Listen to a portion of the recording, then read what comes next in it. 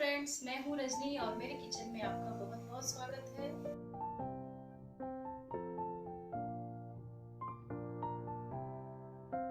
आज मैं आपके साथ शेयर कर रही हूँ बिहार की ट्रेडिशनल मिठाई लौंगलता, जो कि स्वाद में बहुत ही लाजवाब होती है। ऊपर से जितना ही क्रिस्पी होती है और अंदर से उतना ही सॉफ्ट और मज़ेदार।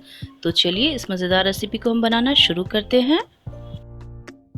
तो यहाँ पे मैंने 200 ग्राम मैदा ले लिया है और यहीं पे हम ऐड करेंगे इसमें 5 टेबल स्पून घी। मैं आपको सजेस्ट करूंगी कि इस रेसिपी में आप तेल का यूज़ नहीं करें, आप घी का ही यूज़ करें। घी से टेस्ट अच्छा आएगा और बहुत ही क्रिस्पी बनेगा। और आपको याद होगा कि कुकीज़ वगैरह में भी हम घी का ही यूज़ करते हैं। अगर आप तेल यूज़ करते हैं तो खस्ता तो बनेंगे, पर ये ठंडा होने के बाद फिर वो बिल्कुल सॉफ्ट होने लगते हैं। और अगर आप घी यूज़ करेंगे तो ज़्यादा लॉन्ग टाइम तक ऊपर की जो लेयर है बिल्कुल क्रिस्पी बने हुए रहे। तो अच्छे से मैंने यहाँ पे घी को मिक्स कर लिया है और ज़रूरत के अनुसार यहाँ पे हम पानी डाल के अच्छा सा आटा लगा लेते हैं। तो आटा को यहाँ पे बहुत ज़्यादा सॉफ्ट नहीं करना है, नॉर्मल से थोड़ा टाइट आटा लगाएंगे हम।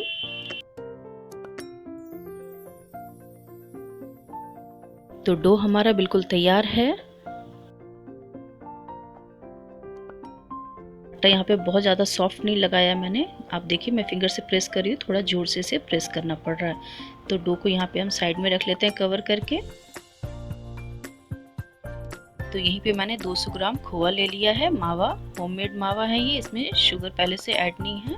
तो यहीं पे मैंने ले लिया है 4 टेबल स्पून कोकोनट पाउडर, इसे ऐड करेंगे। और यहीं पे मैं बूरा ऐड कर रही हूँ इसमें। आप चाहें तो यहाँ पे नॉर्मल चीनी पीसी हुई यहाँ पे ले सकते हैं।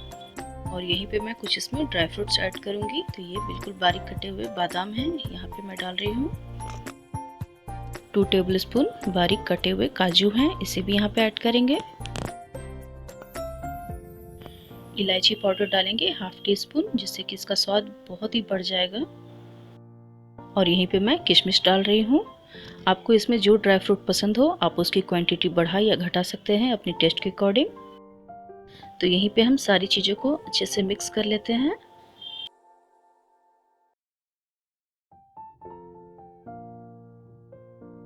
तो ये बढ़िया सा हमारा मिक्सचर तैयार है। यहाँ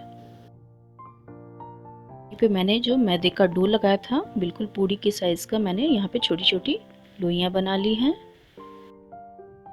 तो यहीं पे एक छोटी लोई मैंने यहाँ पे सरफेस पे रखा है। और आपको इसको बेलने के लिए तेल या घी कुछ भी लगाने की ज़रूरत नहीं है, या फिर आप सूखा आटा भी लगाने की ज़रूरत नहीं है। आप जस्ट इसे ऐसे बेल लें। तो बिल्कुल हम पूरी के साइज का ही इसे बेलेंगे। तो मैंने इसे बेल लिया है और एक एक चम्मच करीब हम इसके बिल्कुल सेंटर में स्टफिंग को रखेंगे और इसे हम उंगलियों से बिल्कुल सेंटर में कर लेंगे। और इसे अब हम फोल्ड करते हैं। तो पहले एक लेयर किनारे से उठाएंगे, फिर दूसरी लेयर उठाएंगे और इसे हम अपोजिट डायरेक्शन में इसे पलट देंगे। और फिर एक लेयर ऊपर की तरफ इस तरीके से लाएंगे अपोजिट डायरेक्शन में, और दूसरे साइड से भी इसके ऊपर लाके एक लेयर इसको रख देना है। तो आप देख सकते हैं ये हमारी बिल्कुल इसी तरीके से शेप देना होता है लौंग लता को, जिससे कि देखने में ये बहुत ही अच्छा लगता है। और इसे अभी हम ऊपर से सील करेंगे। बस आपको ध्यान रखना है कि ये सील अच्छे से हो। तो मैंने यहाँ पे एक लौंग ले लिया है और इसके सेंटर में इस तरीके से लौंग को हम डाल देंगे।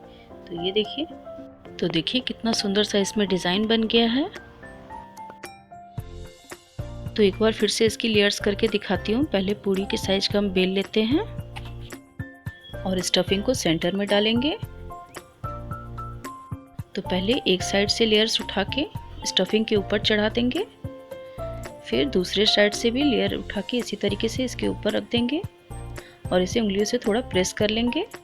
फिर इसे हम अपोजिट डायरेक्शन में पलट देंगे एक साइड से, और दूसरे साइड से भी इसी तरीके से पलट देना है। और इसके सेंटर में हम एक लौंग डाल देंगे, जिससे कि ये अच्छे से सील हो जाएगा और इसका लुक भी बहुत ही अच्छा सा आता है। तो आप देख सकते हैं बहुत ही अच्छे से सील कर लिया मैंने। तो सारी लौंग लता को इसी तरीके से हम बना के तैयार कर लेते हैं। तो देखिए मैंने यहाँ पे बना लिए हैं इसी तरीके से सारे। तो यहीं पे मैंने कढ़ाई में घी गरम कर लिया है। तो लौंग लता को इसमें हम फ्राई कर लेंगे। आप चाहें तो फ्राई करने के लिए यहाँ पे आप ऑयल का यूज़ कर सकते हैं।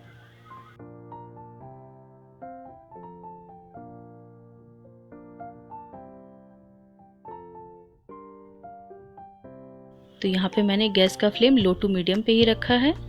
जब घी गर्म हो जाए तो आप यहाँ पे गैस का फ्लेम लो पे कर दें। लो फ्लेम पे करेंगे तो लौंग लता अच्छे से क्रिस्पी होंगे। तो इसे हम ऐसे ही फ्राई कर लेंगे जब तक कि इसमें अच्छा सा गोल्डन ब्राउन सा कलर नहीं आ जाए। तो इसमें अब देखिए बहुत ही अच्छा सा कलर आ गया है गोल्डन ब्राउन सा। तो इसे हम निकाल लेते हैं।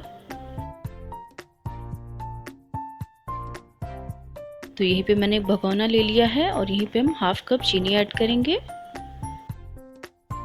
और हाफ कप से थोड़ा कम यहाँ पे मैंने पानी ले लिया है। तो गैस का फ्लेम यहाँ पे ऑन कर देंगे और यहाँ पे हमें चाशनी बनानी है।